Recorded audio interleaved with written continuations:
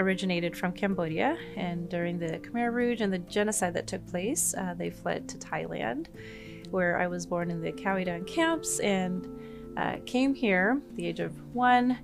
And so Tacoma has been home. There's definitely a lot of trauma that took place. Many stories with families being broken up. Unfortunately, lives were lost. Pictures and photos are always memorable, and it's a legacy. My grandmother would actually bury photos underground during that time. I think I am kind of the second generation. My parents just still instilling kind of the Cambodian culture. You know, this is the way of life. This is how things were back in the country. Actually, before the Khmer Rouge, where dancing took place in the Angkor Wat, my grandmother was actually a dancer for the king in the palace.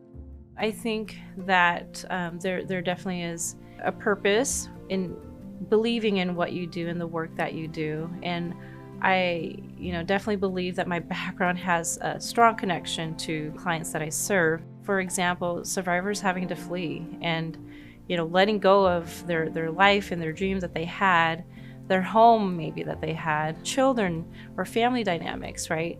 And now it's, where do I go, right? What do I have? What do I have to work with? And so I'm just kind of really aware of those dynamics.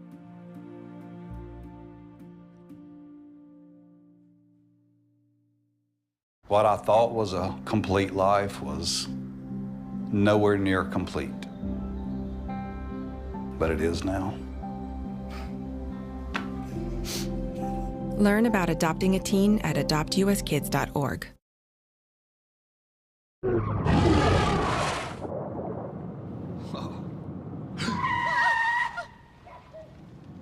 Eyes forward.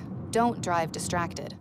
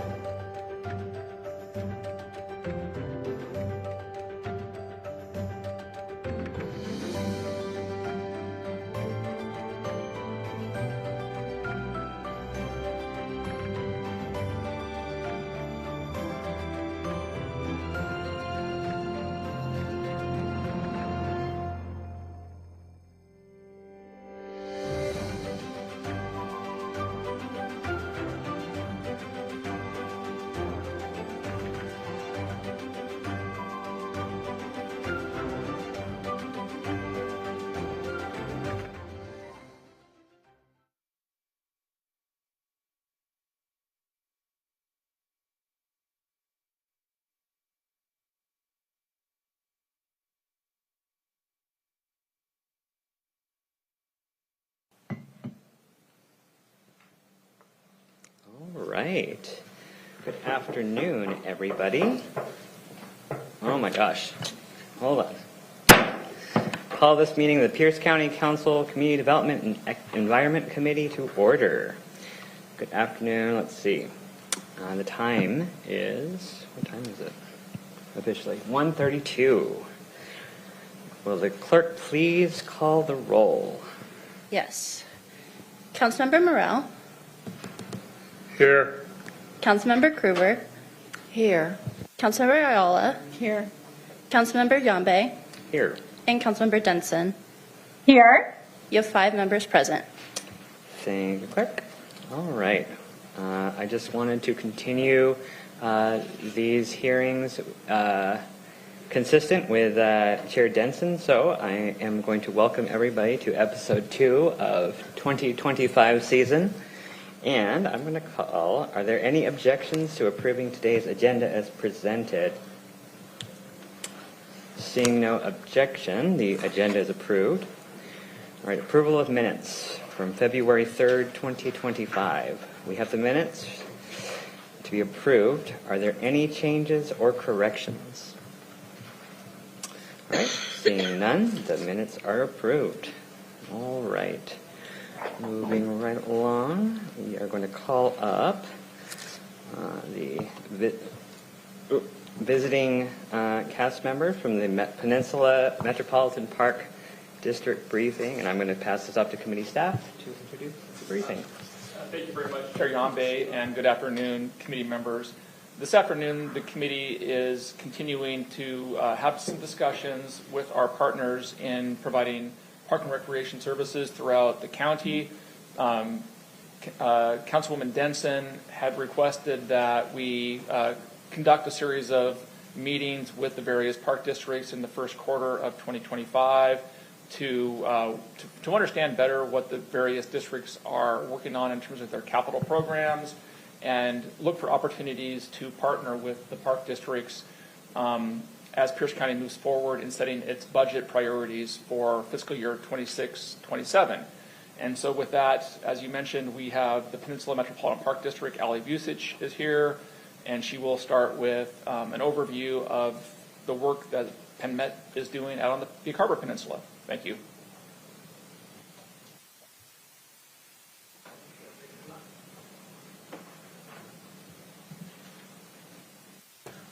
Right.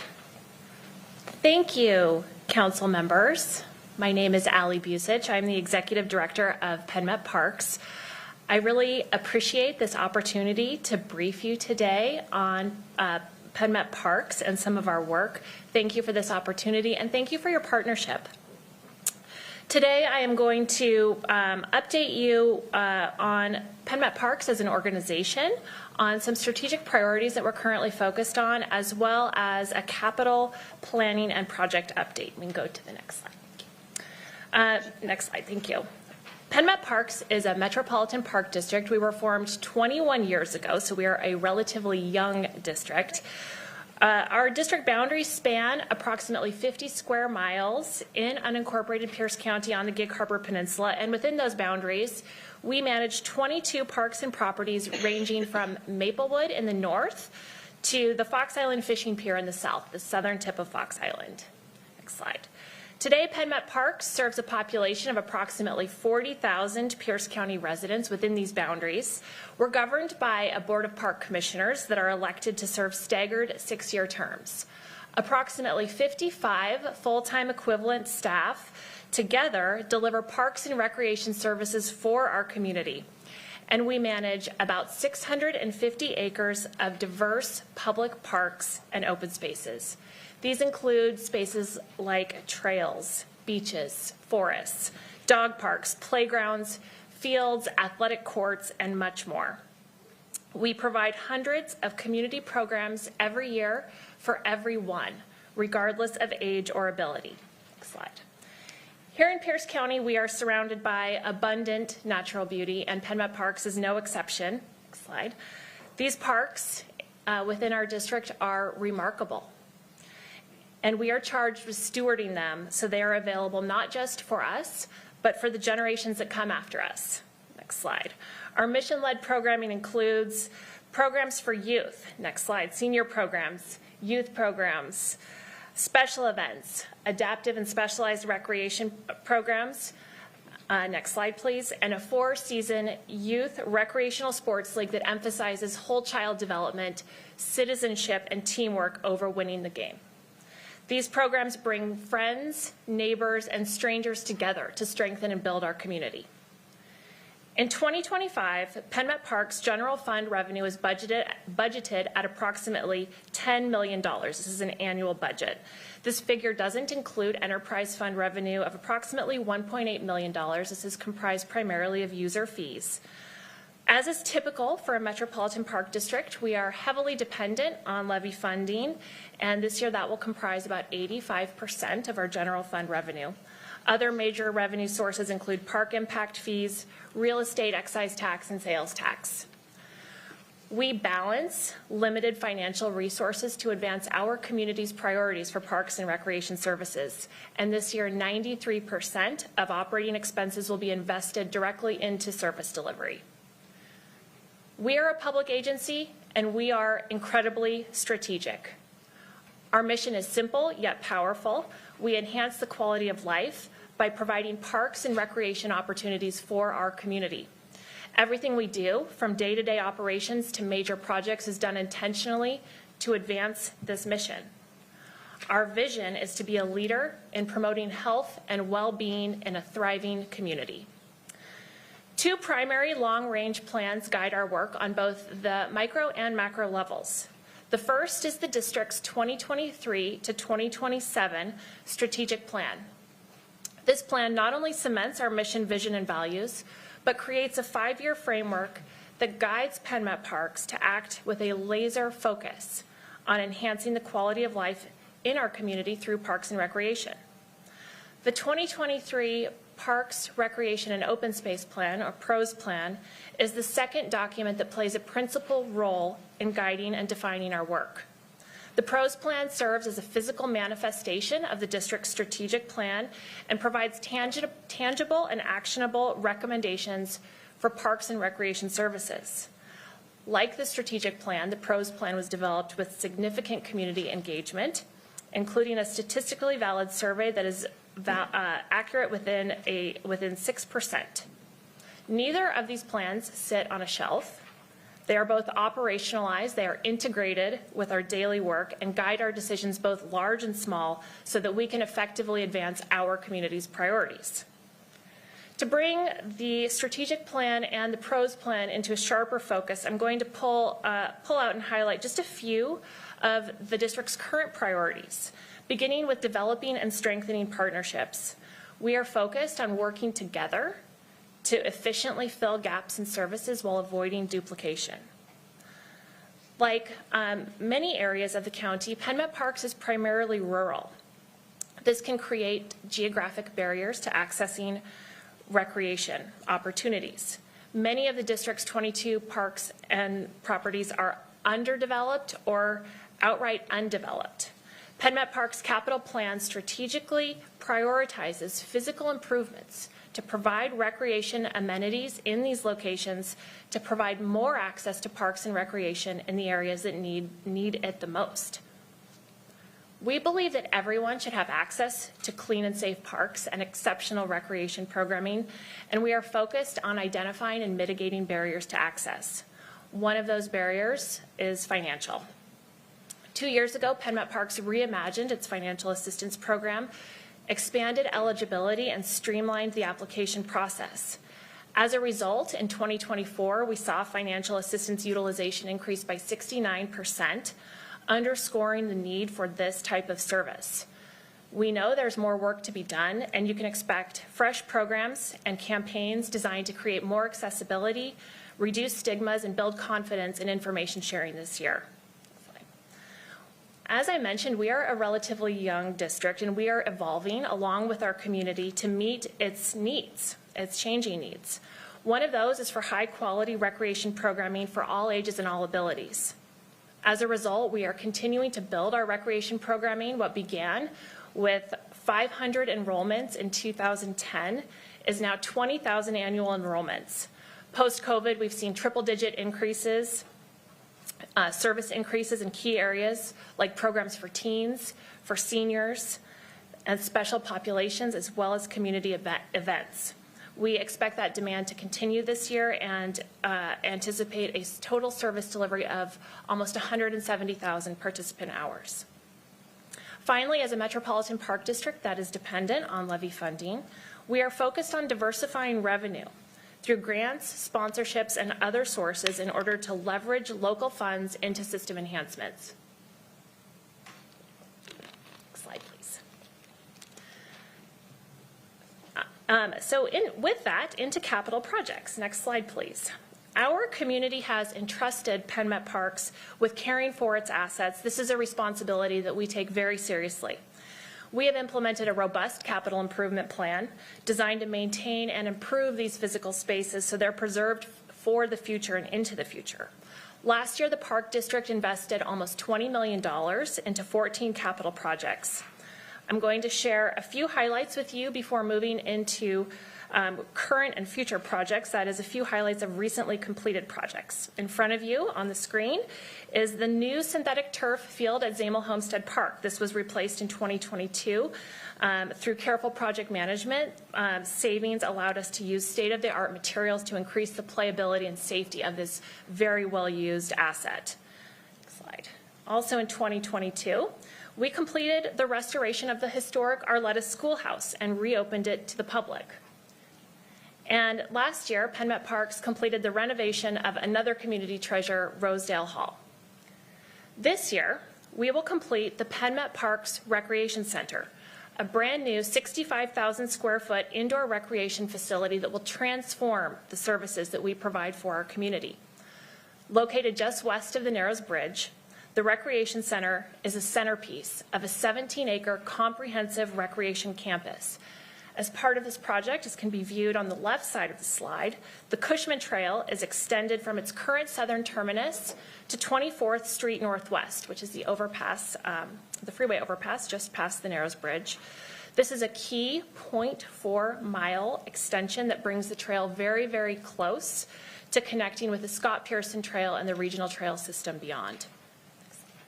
The Recreation Center brings new high-demand amenities to the park system that are necessary to support our growing community. It's expected to draw people from throughout the region with an expected reach of approximately 440,000.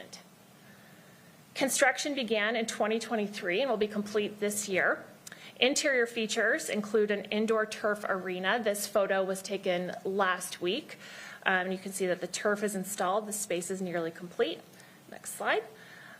Other features include a multi-sport gymnasium pictured here with hardwood flooring ready to be installed, an elevated track which can be seen circling this space, community gathering spaces, an outdoor youth soccer field that doubles as an event lawn, and a mini golf course.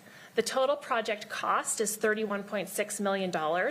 This is funded through a combination of an LTGO bond, capital reserves, and a public and private fundraising campaign. The Board of Park Commissioners adopts the capital budget annually, and this is the snapshot of the 2025 capital budget and capital plan. Capital projects are prioritized using a framework that includes life safety, deferred maintenance, planned major maintenance, and strategic priorities as defined in the PROS plan. The district maintains a 6-year capital improvement plan. This is a summary shown here, that is developed by prioritizing capital projects within available resources while maintaining a responsible fund ending balance. This doubles as a reserve, as a contingency reserve. PennMet Parks balances general fund revenue to support both operating and capital priorities.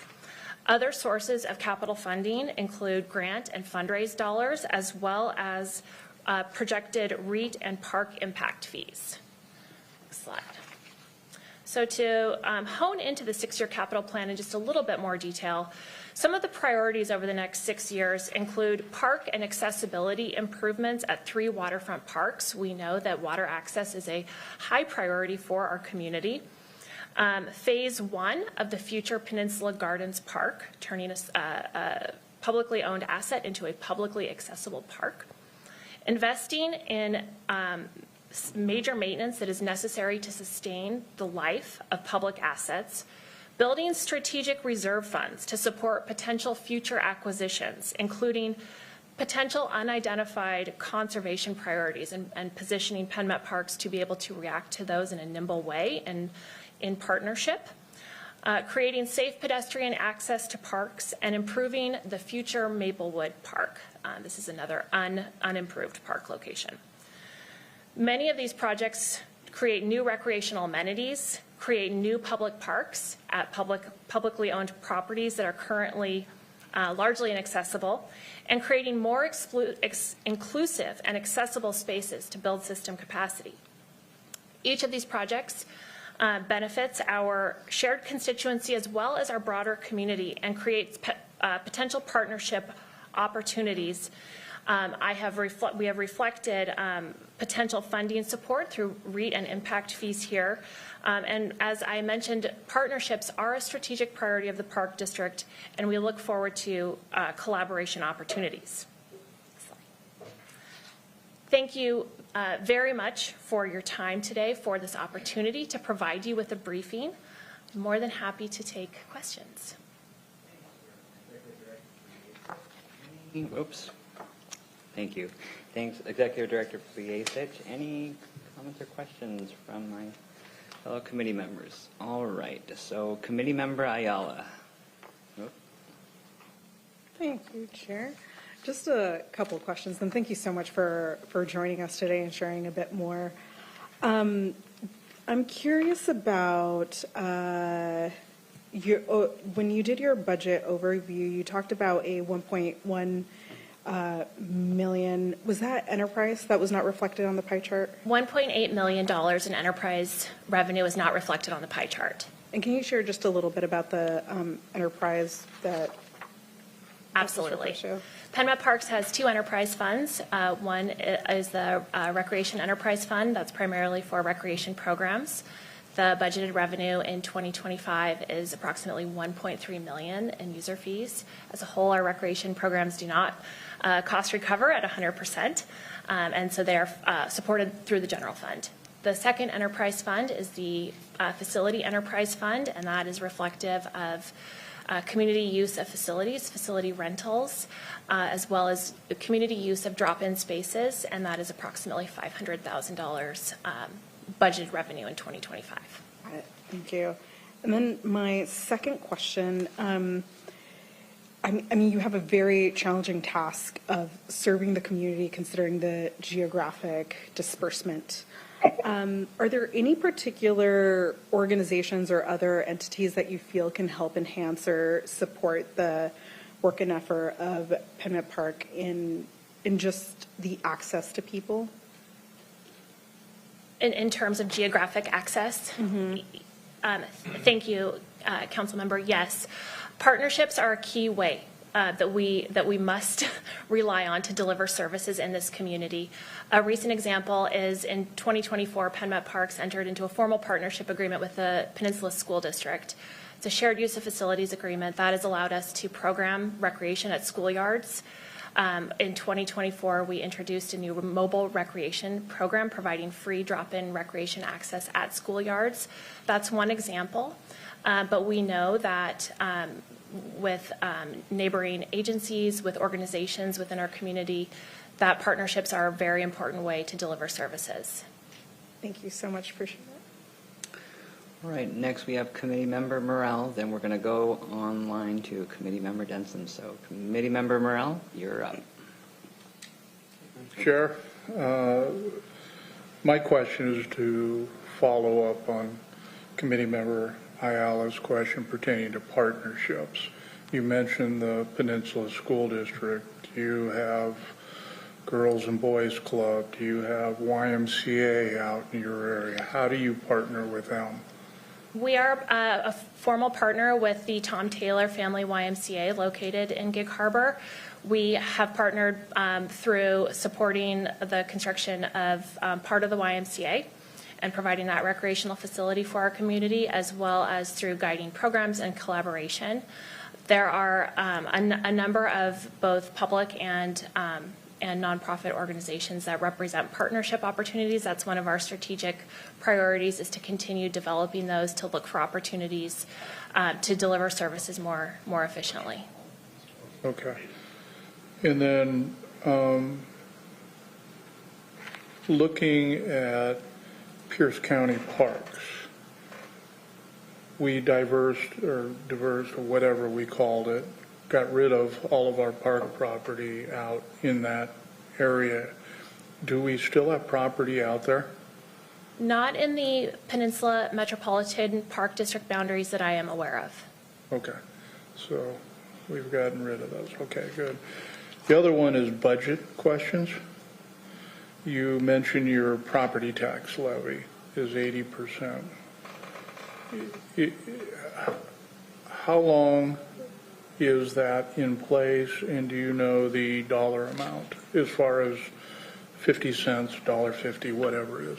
It's a permanent levy, and it is, in 2025, it is, I believe it is 55 cents per $1,000 in assessed value.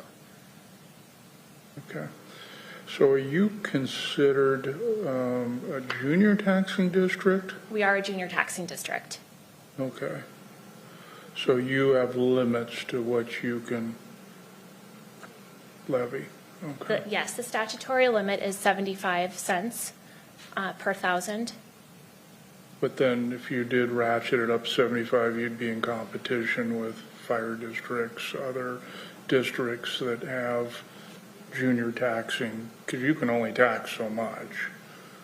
That's correct. The current levy rate is a result of the annual increase limits on the property tax levy, which is currently 1% annually for PenMet Parks. But you're absolutely correct that we are a junior taxing district subject to pro-rationing. Okay. And then to follow up on another question is on your enterprise fund. You have two, you said, facilities, and what was the other one? Recreation. Okay. What is the cost recovery of your recreation? In 2025, the cost recovery for direct costs is budgeted to be approximately 73%. That's for direct recreation costs as a whole. Is the figure for 2025. Okay, so how do you backfill the enterprise fund if you are running it as an enterprise? How do you do that? Through general fund support. So each year there is a transfer from the general fund to the enterprise fund. And you can do that, huh? As far as I know. So certainly recreation programs are tax supported. Okay, No interesting. question. Okay, thank you. I'll follow up with our staff on that then. I think that's all the questions I have. Thank you, Mr. Chair. Thank you, Committee Member Murrell. All right, and we'll go to Committee Member Denson. Thank you so much. I just wanted to thank Executive Director Busich for being here today. That was a great presentation, and it was just really helpful for us to know what you're working on in that area. You guys are just going gangbusters, doing so many great projects. And I also wanted to thank you for being so available whenever I email with ideas or questions. I know we go back and forth frequently about potential conservation properties or unopened right-of-ways or Bureau of Land Management properties, and you're always willing to be open to ideas and discuss. So I really want to just thank you for your partnership and for all your good work. Thanks so much, Allie. Thank you. All right. Executive Director Busich, I'm so sorry on pronunciation this afternoon, but thank you. All right. Next, we have a cameo appearance from the Parks Tacoma, and I'll let Mike introduce. Staff introduce. Thank you, Chair. So again, this afternoon we have Sean Sylvia, the Executive Director of Parks Tacoma. Mr. Sylvia will provide kind of an overview of the organization, their budget, some of their capital improvement priorities. and also opportunities for additional partnerships between the county and Parks Tacoma as we move forward. Thank you. All right.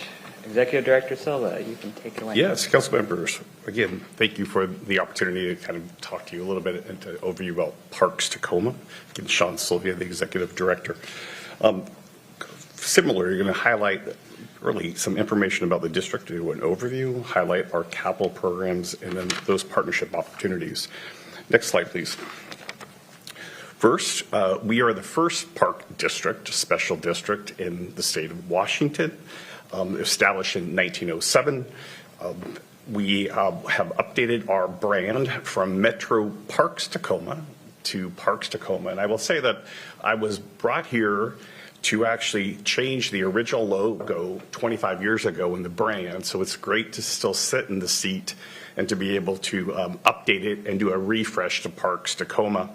The system includes, as you all know, not only serving the city of Tacoma, but also Northwest Trek and unincorporated areas of both Brown Point and Dash Point. In our 2025-26 operating budget is $213 million. This is done by 500 full-time FTEs that are able to do a variety of our program areas. Our revenues are roughly, we receive about $23 million from earned revenue. We have $70 million as part of that through our zoos, both Northwest Trek and Point Defiance Park. We have an enterprise fund also that includes a golf course and a boathouse marina with our regional attractions, which is about $13 million. And between our property and sales tax is the remaining part that makes up our funding source. Our Zoo Trek Authority is voter approved for that sales tax, which was done in 2000, which again is 1/10 of the sales tax that is received for Zoo and Trek, as well as the rest of the Pierce County Park system. And then again, welcome, thank you very much for your leadership on the ZTA board. Next slide, please.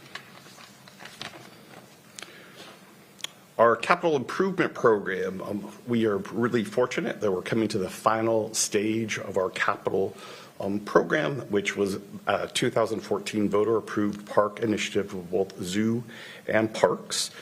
It was $198 million. We were able to leverage that through grants and other contributions, another almost $70 million in order to then be able to provide additional programs, capital projects for the citizens of Tacoma.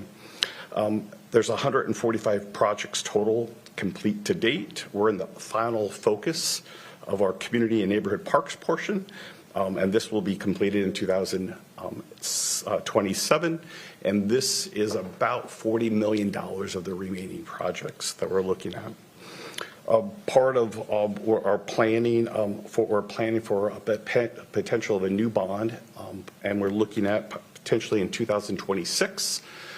We will do similarly, looking through our strategic plan, where we were able to do our scientific survey to figure out the priorities of this community, understand the programs, both from focus groups and survey work, which again, programs drive our built infrastructure.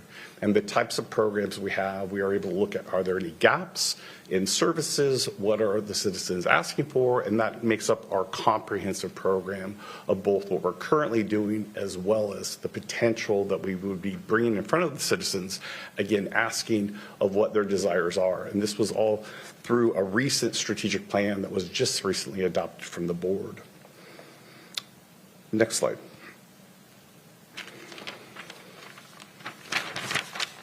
So partnerships are really the cornerstone of the park district. We know that we can't do this ourselves. How are we able to look? When we start looking at programs, we are focusing on from youth and the whole child.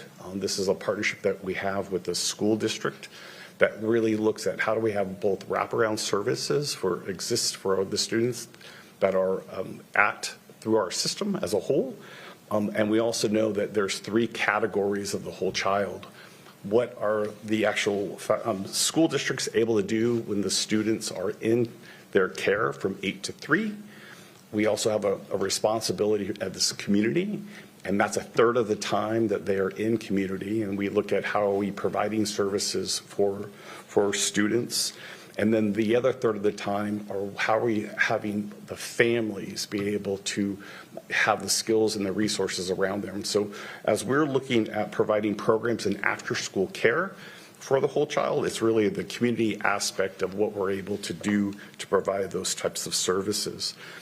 We also realize that in addition to the youth, that this the aging population is an incredible area that we need to start focusing on. We know that 16% of the nation is aging. We in government have a tendency not to get ahead of this. It's costing about 34% of the resources through medical and government to be able to take care of the aging. So part of what we're trying to do as a system is who's out there, who are our partners for the aging, and what are we doing for senior services? What are we doing to provide ADA and the type of built infrastructure to support? And again, how do we do this and plan for this? And we'll be doing that both planning in our next bond measure as well as working with a variety of nonprofits and programs in order to serve our population. Part of, and that's again with regarding to the whole child with the school district and our community partners like YMCA, you all, as we look at late night and programs that we're serving both our youth. With Pierce County opportunities, we're looking at Dawson Playfield. As you all know, that this is something that's owned by the Park District and it's successfully operated by Pierce County, and this has been for decades. We no longer are needing this, and so what opportunities do we have to reach out to you all to figure out are there opportunities to look at that differently? We know that Dash Point Pier was closed in 2021. This again was done because of some infrastructure. We have to the state some feasibility work that's being done to figure out what repairs are needed.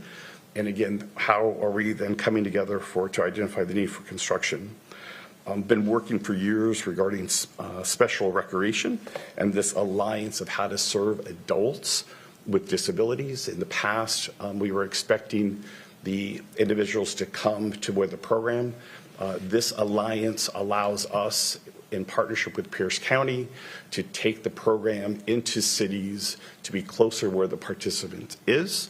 And to be able to say that the city of Tacoma, representing the city of Tacoma, we could serve Tacoma residents in partnerships with Lakewood, Puyallup, and a variety of other cities.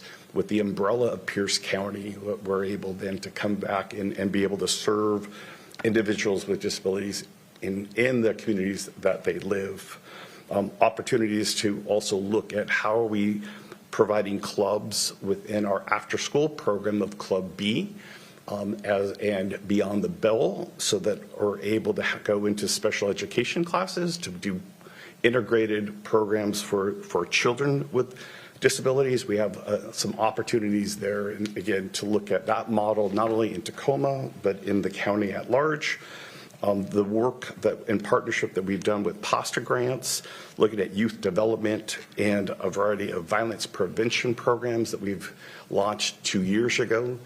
This was through our late night program, and then we're able to serve multiple middle school and high school students with this program, primarily in summer, looking at the opportunity to scale this during the school year so that we build relationships with teens during the school year and into summer. And then again, I'm excited to work with you all on the Northwest Trek, implementing a new master plan at that site. Next slide, please. So this is our systematic glance. We are of 200 actual accredited facilities and agencies out of over 10,000 agencies in the nation. At a glance, we have about 2,800 acres, 87 miles of trails, and oversee 75 parks. So it's a pretty comprehensive system. We're pretty facility rich. I'm very fortunate that our community supports their parks recreation system. So this time I would be more than happy to answer any questions. All right. Thank you, Executive Director Sylvia. Any committee questions? All right. We're going to go to Committee Member Morrell. Thank you, Mr. Chair. Appreciate the presentation. Appreciate your concise consolidation of it. But I do have a question. I was going to ask Allie, but each presentation has been bringing up the whole child. Yes. Can you explain to me what that terminology means Sure. to parks? Sure. Whole child about 8, maybe 10 years ago actually started from Superintendent Dr. Garcia when the graduation rate within Tacoma was about 54%. Part of what the industry was looking at is how, in addition to school and public education, have a responsibility to actually help support the whole child. So the pillars of the whole child, of a third of the effort comes from schools, a third comes from family, and then the third that comes from community. So whole child is how do we look at children at the center? How do we look at families? How do we look at communities and truly understand that support of working with kids, that systemically we could change a city, a county with the efforts starting with our youth. So that's kind of the big framework. With additional resources of how they walk into a classroom and greeted from their teachers, from someone who's a bus driver, from a coach. We're starting all to learn the same language so that when we're programming in a school, programming in a neighborhood, in a community, all of us together are greeting and meeting the child where they're at, and being able to use the same resources, the same training in order for us comprehensively to be able to support the whole child. So that's where we've seen within this movement of moving into school, after school programs in each school. So we're in 47 schools within Tacoma. Part of what we're looking at between some metrics, both graduation rates where we're going from 54% up to I believe it's 93%. What are the other things that we're trying to do keeping kids active? I'm sure that you've heard about the Aspen report that talked about how are we keeping kids physically active. So it's the same thing. What is the goals that's happening in the classroom around the PE teacher?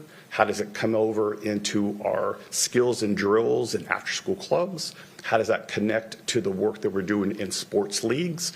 And it's really looking at this comprehensive system of how we are making it easier for parents and for families and children to get access to the programs. We figure out what barriers that we need to remove so that we're planning holistically, and it doesn't matter what agency you belong to. It's together that we focus on the child and families, and then we make those. We try to remove as many barriers as possible so children are served. Okay, thank you for that explanation. Thank you, Mr. Chair. Thank you, Committee Member Morrell. And next, Committee Member Ayala. Thank you, Chair. I'd be remiss if I didn't say something, Mr. Sylvia.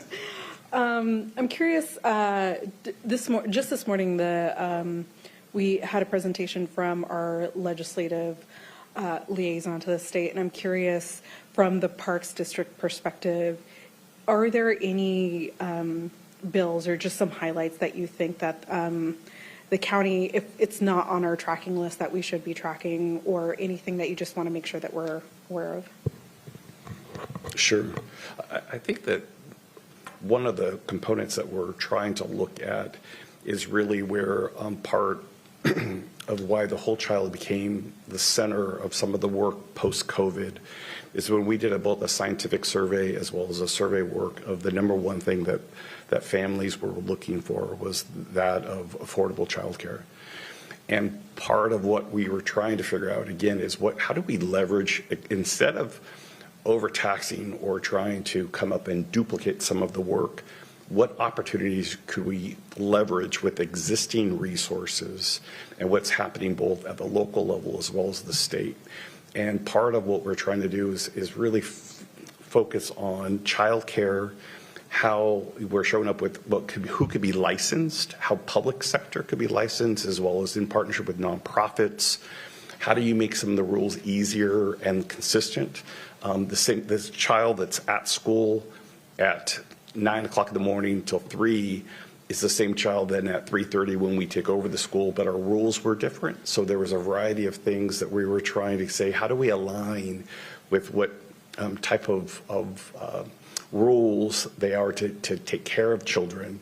And part of what we're down in Olympia is really to be able to mainstream some of those, both in the childcare arena. So part of what we're working through the different OSPI and of different types of agencies is really to get some more alignment, how subsidies work and how we could use these subsidies. How do you make it easier for parents to get access to some of these subsidies is really about mainstreaming. And so if you would look at the variety of work that we're doing on childcare, that's really probably where I would spend your time and your energy. Thank you so much. Thank you, Committee Member Ayala. Next will be Committee Member Kruber, then Chair Denson. Thank you, Chair. I just was wondering if maybe you could elaborate a little bit more on, you had mentioned on the children with disabilities. Yes. And I'm kind of wondering, because it seems that maybe there's a lot more expression of it than there are children, or maybe it's just there's a lot more with disabilities that people don't realize. And I'm wondering, with as much as we spend on healthcare and things, I would think that would be going down, but I don't know. And I'm wondering, what kinds of disabilities are we discussing here or involved in this? And is there like 1 out of 10 or 1 out of 25? Sure. Are we to maybe break that down a little bit more? Yeah, so within I'll speak to the Tacoma School District, there's 27,000 students, and of that, 12,000 have a disability, according to the OSCI. So that's a huge percentage that have a plan. So part of what we're trying to do in just taking certain age groups and say, of all that we could provide services for, one of the major focuses is keeping kids active and out and really try to move the meter on those that get physical activity for at least 60 minutes per day. And part of the goal that we've adopted for Metro Parks has given policy direction is to ensure by 2030 that 63% of the students are involved in organized sports. So if you take the number of those of 12,000, what are we trying to do in order to have organized programs in partnership with, for example, Special Olympics Washington? And what are the programs that they're doing? How do we lean into it through unified sports, things that exist, and then figure out how do we augment that to say that if truly 63% of the population that we want them to be in an organized sports, what are we able to move? Where are we today? Where should we be next year? And with the goal of every 2 years to be able to bump up that number further so that we get to ensure that that population in particular gets access, since we know that literally that there's less than half of those that are actually getting the numbers of the rest, which is already a low number. Well, we know that nationally only 24% of the kids are really being physically active. Within Pierce County, that's down to 19%. So this big shift of being able to identify different populations, have a plan of attack, what are our programs that can to be able to tackle that is really how we're approaching this methodically. So 12,000 of the 27? Correct. How is a disability defined? It's through the state. So there's an RCW? Yes. On that? Yes. Okay. Thank you. Yes. Thank you, Committee Member Kruber. And next, Committee Chair Denson. Yes, thank you so much for being here. I'm the Executive Director, Sylvia. I'm so sorry I'm not there in person. I'm in DC at a National Association of Counties conference, and we were talking about some of the legislative issues, and thank you, Councilmember Ayala, for bringing that up. just one thing to put on your radar, and hate to be the bearer of bad news, but one of the things that folks are concerned about here is the potential elimination of tax-exempt bonds, which is a huge deal for cities, counties, and could be. I don't know if you use tax-exempt bonds at the Park District, but just something for you to be aware of. That's definitely a top concern for us. I just want to thank you for all your work. I know you and I have sat together at tables, and I've just been so incredibly impressed with how innovative and forward-thinking Parks Tacoma is. I love the new logo and the sign. Good job on that. I think it's going to be, it's more user-friendly and really, really cool. I want to thank you for your partnerships. Talk about partnering with the school districts. The late night program is awesome. Obviously, all the child care programs, it's so, so needed. And that's all very, very new and responsive to the community. When I was, knocking on doors in Tacoma a couple of years ago, one of the issues that I heard about from parents, which really shocked me, was summer camps. And it must have been the time of year that I was particularly knocking in that neighborhood. But when I asked, what are your key concerns? I had several parents say summer camps for my kids. And I'm like, really? Of all the issues, that was top of mind, how difficult it was for them to find open spaces in summer camps. So I just appreciate all of the activities that you all have going on. And I know you're working hard to make sure that everybody has opportunities to really productive and fulfilling activities. I think the last thing I wanted to mention is childcare is an issue that I know all of my fellow council members are concerned with. We actually have been advocating hard for a childcare bill in Olympia. We've actually got two, one in the House and one in the Senate. They're identical. And they're doing really well. It addresses occupancy load, which is one of the barriers that we've heard potential childcare facilities are facing. So if there's anything that we can do to support you in your legislative efforts in regards to childcare, please let us know, because that's one factor. We know there's lots of barriers, and the plan, at least for me, and I think for my colleagues, is to say, okay, what's next? We got through this. What else can we chip away at to make sure that we are opening up more opportunities for childcare? So let us be a resource. We're here to support you. I think you just do an amazing job, and thank you for all your hard work. Thank you. Thank you, Committee Chair Denson. All right. Thank you, Executive Director Sylvia. All right. I'm going to have staff do the last cameo appearance. Thank you, Chair Yamby. And so last on your agenda this afternoon, committee, is a discussion with the Anderson Island Park and Recreation District.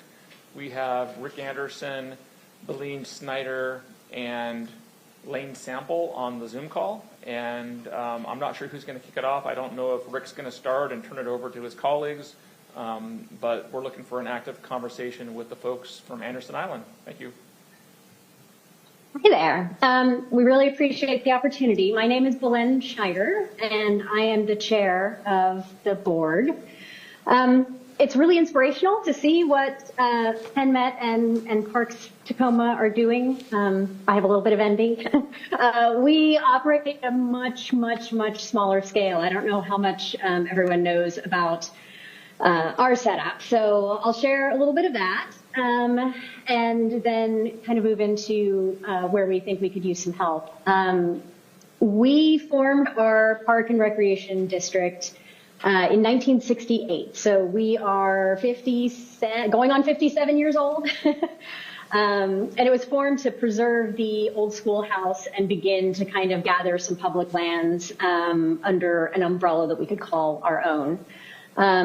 We are entirely run by 5 unpaid commissioners and volunteers. We have a paid maintenance contractor that helps us keep up with our projects and maintenance in our parks. And as far as revenue goes, start hacking off some zeros. So the majority of our money comes from levies. We are a junior taxing district. So 2 years ago, before we got our levy lift, it remained 50 cents per $1,000, but we went from the 1% cap having us at about $160,000 for an annual budget to just over 300,000. So we had a huge jump because of the cap lift, which was really kind of amazing for us. We're still looking at how best we can use that increase.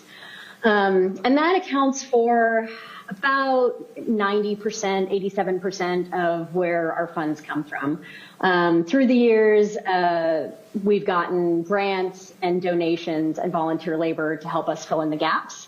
But we're very reliant on that levy money, which, as a junior taxing district near the very bottom, we're often nervous that in a tight year, we're going to have a hard time making ends meet.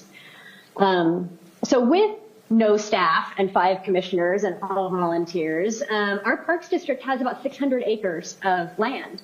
And that's 10% of the island that we are, that we have under our stewardship.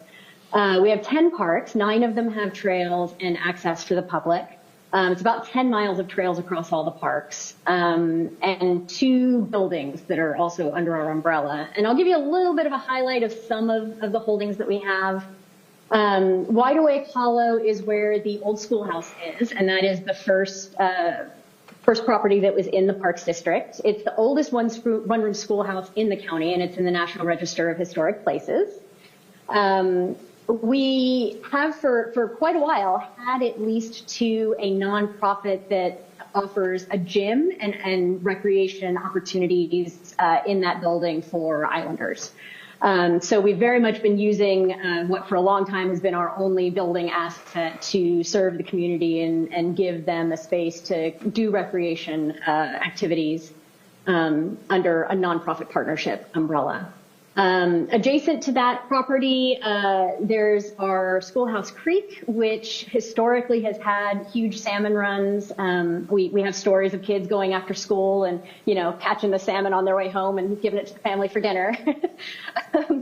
So we've done a lot of creek restoration. Our previous chair, Chuck Hines, came from Fish and Wildlife and spent 15 years working really hard on creek restoration projects, getting grants and partnerships and doing a lot of hands-on material work, rearing salmon, partnering to have the kids rear salmon at the school and release them every year.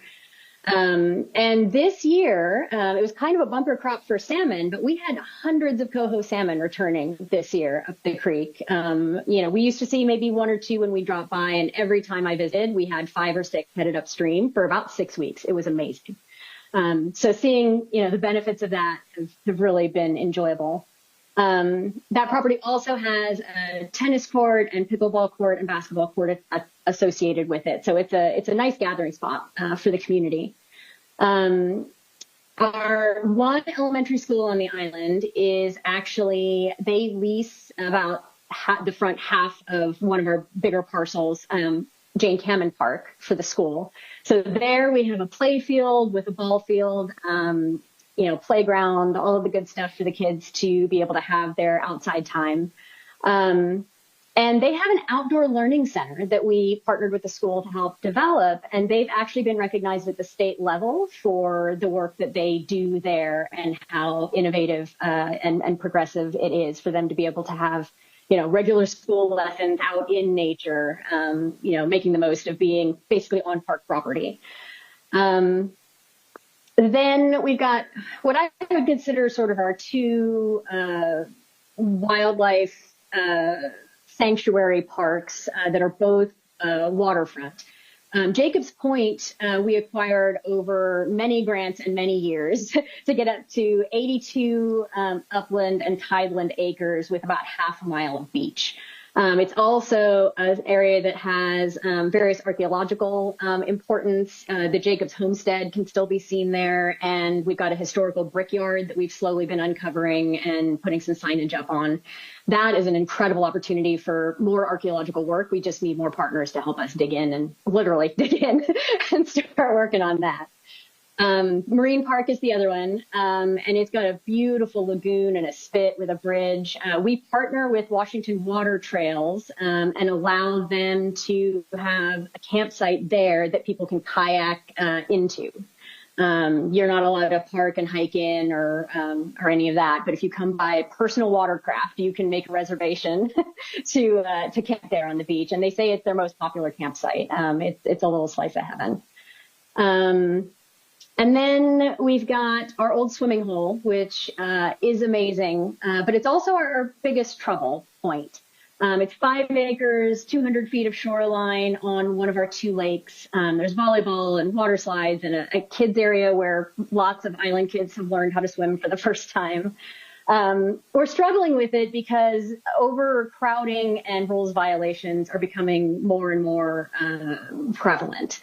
For about 5 years now, we've actually had someone at the gate to help us monitor and collect data about who's coming, right? Is it mostly islanders that are there? Is it mostly people coming from off island?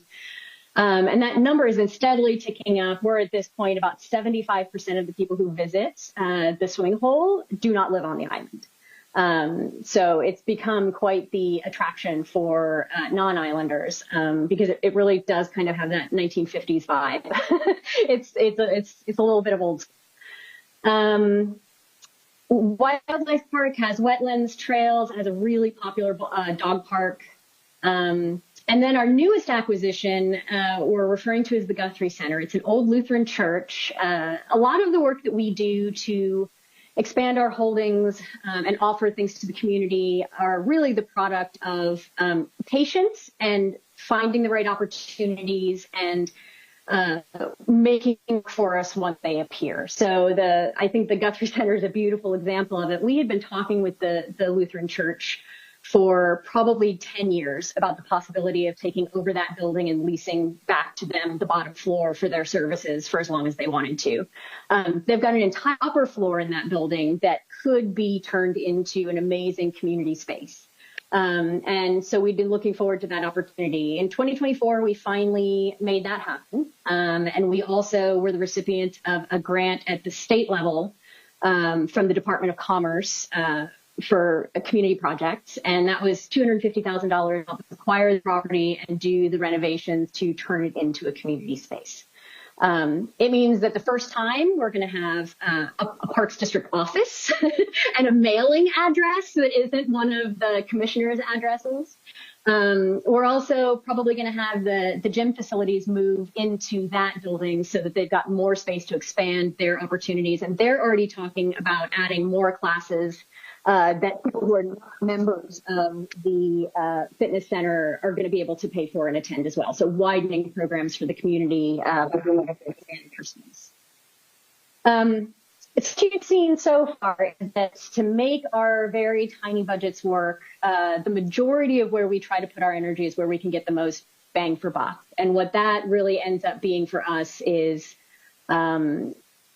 projects that are parks, trails, where we can create spaces that people can then go and really enjoy what the island has to offer. Programs are really hard for us. With no employees, there's really no one to coordinate them. We can't hire staff because we're actually not set up to pay anyone. Working through contractors or hiring companies is about the only way we can do that aside from volunteers. We've had a nature camp for our kids for, I want to say 14 or 15 years now, and that's all community driven. It's 30 kids every summer get to go do various activities in our parks with marine biology and, stream cultivation and learning about the wildlife and the plants and pretty much anything they can get their hands on. Every year it changes up a little. And this year we're actually adding a junior counselor level to it. So some of our older kids can come back and help teach the younger kids and do a little bit of teach back there. This year, we're really excited because a very ambitious group of islanders decided that kids who live on an island should learn how to sail. So they have started the Anderson Island Youth Sailing Initiative, and they are going to open up 3 sessions of a camp to teach beginning and intermediate sailing this summer. It's starting out really small. We have big dreams, but we'll see how that goes. And once again, that's because islanders decided they wanted to do this for their kids. They've been meeting for about a year now to figure out how to make that happen. And we're supporting them by helping them get boats and equipment and all the materials that they need. as well as doing all of their sort of PR and promotion and registration and using our systems and our communication network to be able to boost that for them and help get the kids to them. So that's kind of how we have to do it.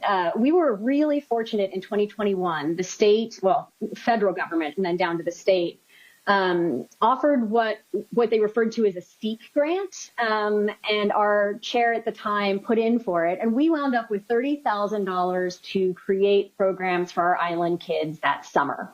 And $30,000 when you've got 40 kids on the island goes a long way.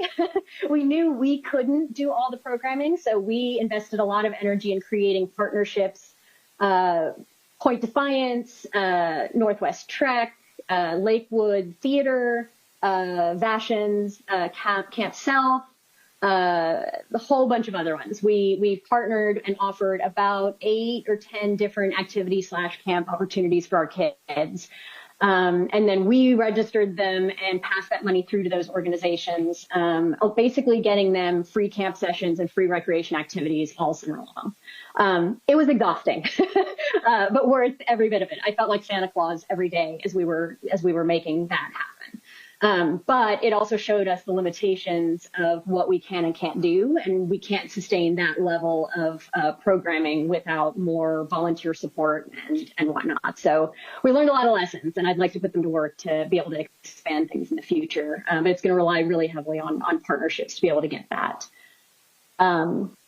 As far as capital projects we've got going on right now, the Guthrie Center renovation is a big one. We're still in the permitting phases. It's going really slowly, but we're hopeful.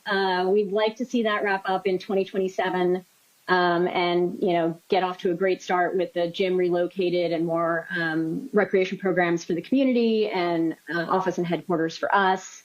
Our old schoolhouse this year is going to get a new roof. And once the gym moves out of there, we're going to look at renovations to get it maybe back to a little bit more of its old schoolroom feel. And currently our organization Island Arts really would like to partner with us to lease that space and use it as a community art center where they can do art shows, art classes, all sorts of things that would enrich the community from the art side of recreation.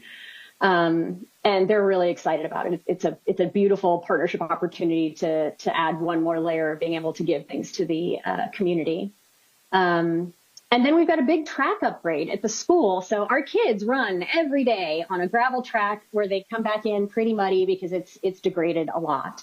And we put in for an RCO, Community Athletic Outdoor COAF, Community Outdoor Athletic Facilities grant last year to help us fund basically putting together an actual polyurethane surfaced 3-lane track so that our kids would actually have a surface that they could do their walking and running on every day. The added benefit of that is our islanders, about 75% of them are over 55, and there's no place for people to walk that's a level surface unless you're walking on the streets. We don't have sidewalks. We don't even have, our streets are, not always that level. So if they're recovering from surgery, or if they're mobility impaired, or if they're, just looking to get outside and move around on a safe, flat surface, there's really not that opportunity right now on the island. You'd have to leave the island to be able to do that. So this track upgrade is going to be a huge benefit to pretty much everybody on the island that wants to get out there and do some walking. For that grant, we actually ranked second in the South Sound for the grant application, and we were super excited about that we were able to do do what we could to get that grant application in and rank so well. And part of it is that we're just a really underserved community in a lot of these ways, and so they very much appreciate and enjoy giving us what they can to help us make ends meet. So these projects, the Guthrie Center was a $250,000 grant. The track upgrade is about a $170,000 grant. Those are huge amounts of money for us. So a little bit goes a really long way over here. And I think that's one of the things that is perhaps a benefit when we look at partnerships or budgeting or where the county can help us. It doesn't take much for us to be able to do a lot of good with it. So I'm going to move on to the long term, or where we need some help. And some of this may not be particularly relevant to budgeting concerns, but that overcrowding and security at our swimming hole is a really tough one. It's one that we're having a hard time grappling with. There's not really any great answers because we don't have a sheriff's presence on the island. Every now and then we have a sheriff on island. So maybe some additional support to get more time with sheriffs on the island, being able to respond to vandalism and violations. Lack of enforcement and lack of backup when we have issues is a huge one for us. We have 5 commissioners who could go out and confront somebody, but there's really nobody else. There is no enforcement presence on the island to back us up. Other ongoing projects, we are continuing to look at what we can do with the creek restoration. There's a lot of parcels of land that eventually we would like to put under our umbrella to have the whole creek protected. But a lot of those parcels, you kind of have to wait for them to come up for sale. It's not like there's active lots immediately that we could really get our hands on. So as those come available, we start, looking around for funding to expand the circle there.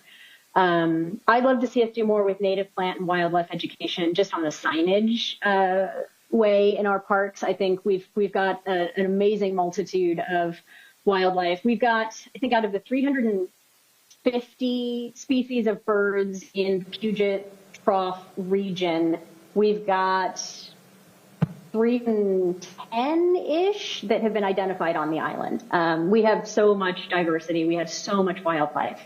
And native plants, and it would be great to be able to get more signage out there along those trails. And we've also been looking at converting as many of our porta potties at these various parks into composting toilets. So they're just more sustainable.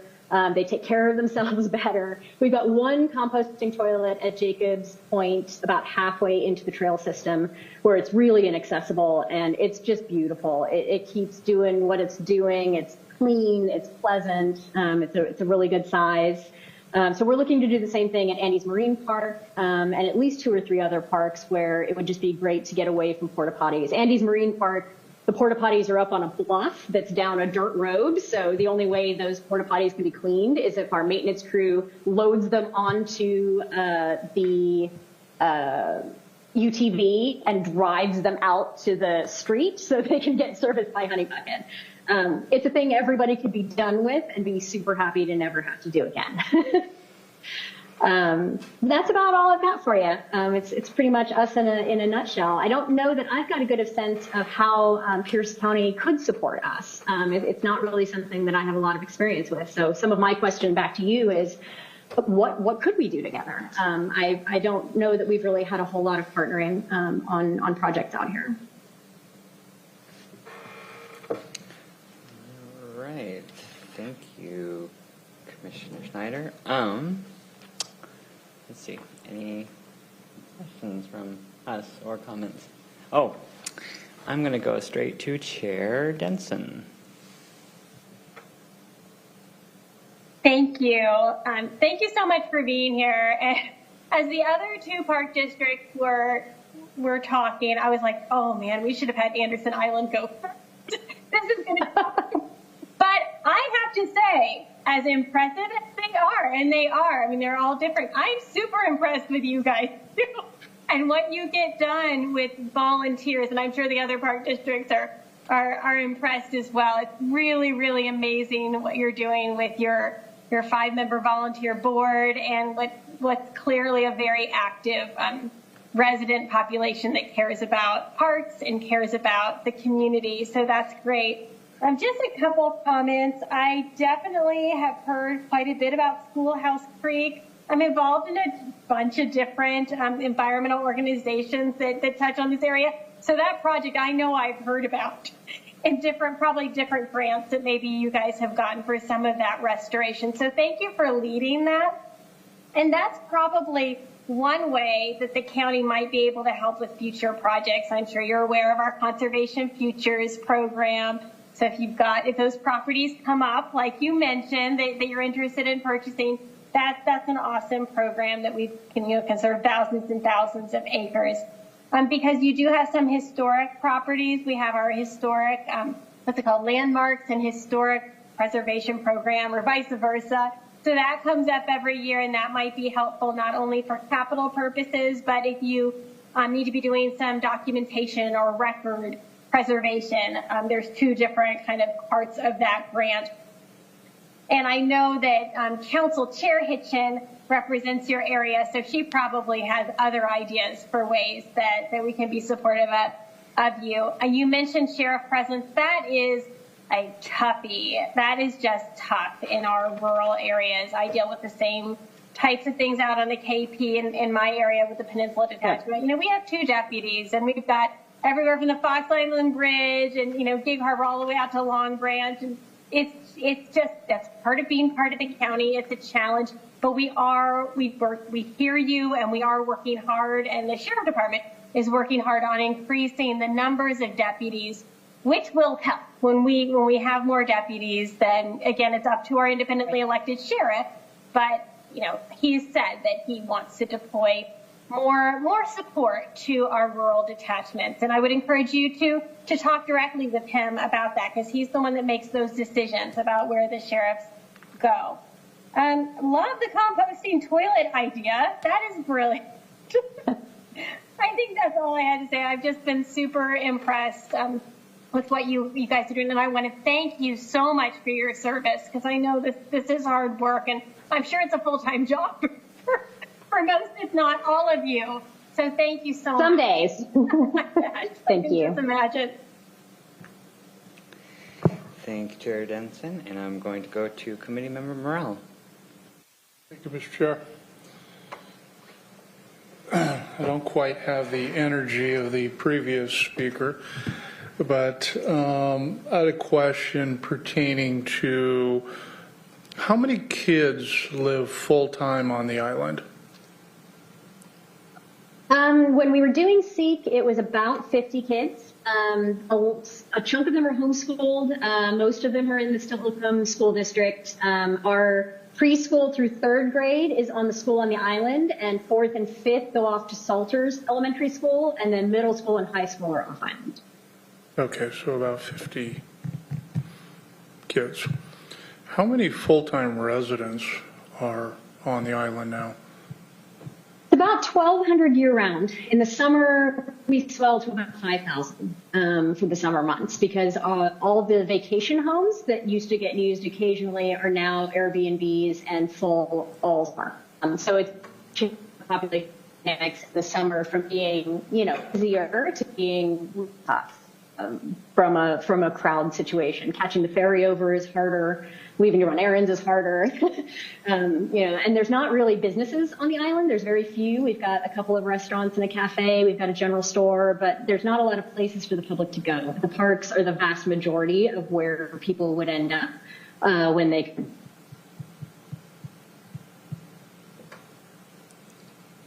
Okay. I think you froze. We got to work on your broadband over there. Yes. And I did like how you got excited about composting toilets. So that's always a nice subject matter for people who are out and about. So do you, I know that you have a community over there called Riviera. Do you, do they have park facilities and lake access facilities? They do. Yes. They have one lake that is entirely in their property area, and they're along the shore of the second lake. They've got 3 different parks that have bathroom facilities, playgrounds, lakefront property, and they've got a golf course and a practice range. And all of those, of course, are supposed to be limited to Riviera homeowners only. Okay. And does everyone have access to their facilities, or do you got to be part of the HOA? Or you've got to be part of the HOA. They don't have any gates or restrictions in the sense that, you know, you'd have to show a card to get in. It is open, but you shouldn't be using your facilities unless you're a homeowner. Okay. Thank you. Thank you, Mr. Chair. Thank you, Committee Member Moran. All right. And thank you to Anderson Island's team for that incredible presentation. All right, moving on to items 8, other business. Is there any other business from the committee members or staff? Oh. Staff can do a quick overview of your next meeting, Mr. Okay, go ahead. Okay, so your next meeting, which is scheduled for March 17th, will continue the same theme that you heard about today. We are anticipating a presentation from the Key Peninsula Metropolitan Park Organization at that meeting, and we will also have Pierce County Park staff in attendance providing an additional update on the ongoing park recreation and open space plan that the Parks Department is working on as we speak. We'll hear about Conservation Futures and the next round of Conservation Futures applications, as well as, I'm assuming, an update on the previous Conservation Futures cycle and where things stand with acquisition. We're also going to get a briefing on county parks capital projects, find out how things are moving along that were budgeted by the council during the last biennium.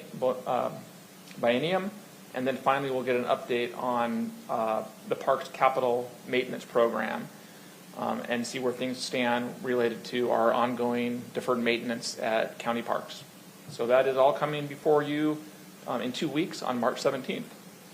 Thank you, Principal Policy Analyst Kruger. And, all right, seeing no other business, tune in next time to the same CDEC time and the same CDEC channel. Until then, we are adjourned.